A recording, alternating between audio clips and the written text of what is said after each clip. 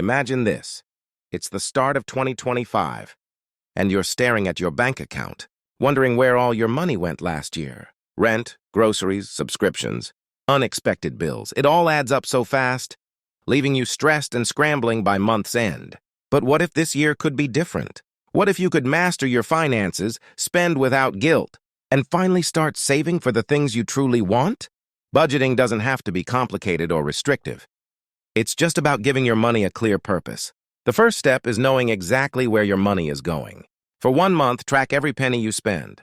You can use a simple notebook, a free budgeting app, or even your phone's notes app. By the end of the month, you'll likely be shocked to see how much goes towards small, daily expenses like coffee runs, takeout, or random Amazon buys.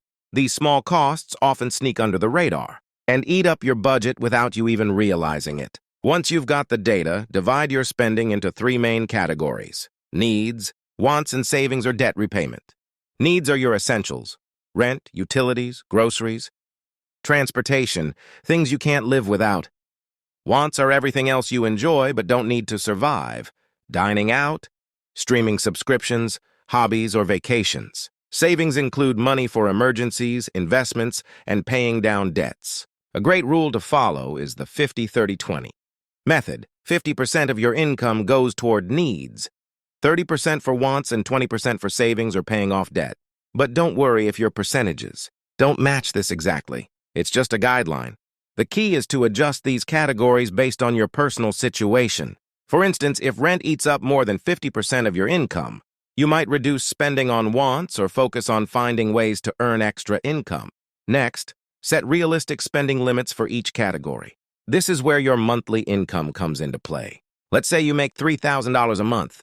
If you're following the 50-30-20 rule, $500 would go toward needs, $900 toward wants, and $600 toward savings or debt repayment. Be honest with yourself. If your needs exceed your budget, that's okay.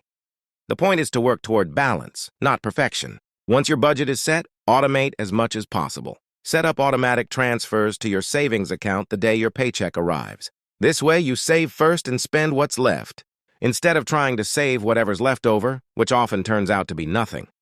Automation also works great for bills and debt payments, ensuring you never miss a due date and avoid late fees. Now comes the trickiest part: sticking to your budget. This doesn't mean giving up all your favorite things. It's about being mindful of your spending. Before buying anything, ask yourself, do I really need this? Will it bring me lasting happiness, or is it just a temporary impulse? You'd be surprised how often this simple question can stop you from overspending. Another great tip is to build a fun fund. Set aside a small amount each month specifically for guilt-free spending on anything you love, whether it's a fancy dinner, new clothes, or concert tickets. This keeps you motivated without feeling deprived. And don't forget about unexpected expenses. They're unavoidable. That's why building an emergency fund is crucial. Start small. Aim for $500 to $1,000 initially, and gradually build it to cover 3-6 months of living expenses. This cushion will save you from relying on credit, cards, or loans when life throws you a curveball. Before proceeding, subscribe to our YouTube channel for more video like this. As you progress, review your budget monthly. Life changes. Maybe you got a raise, moved to a cheaper apartment, or paid off a debt. Adjust your budget to reflect these changes and stay on track with your goals. Remember, budgeting isn't about being perfect or rich. It's about control. It's about telling your money where to go instead of wondering where it went. And here's the best part.